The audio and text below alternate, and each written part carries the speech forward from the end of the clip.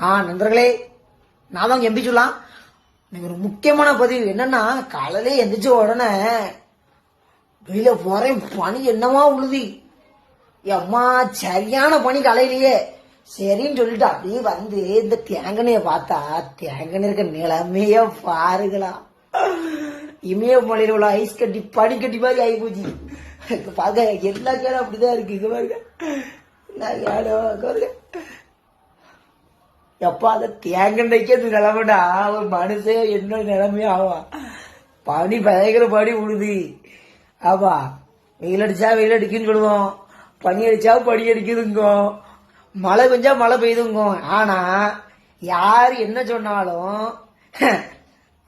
அப்ப இயற்கை என்ன முடிவு பண்ணுதோ, இயற்கை என்ன முடிவு பண்ணுதோ அதான் அந்தந்த நேரத்துல அதை அனுபவிச்சுட்டு போயிட்டே இருக்கணும்.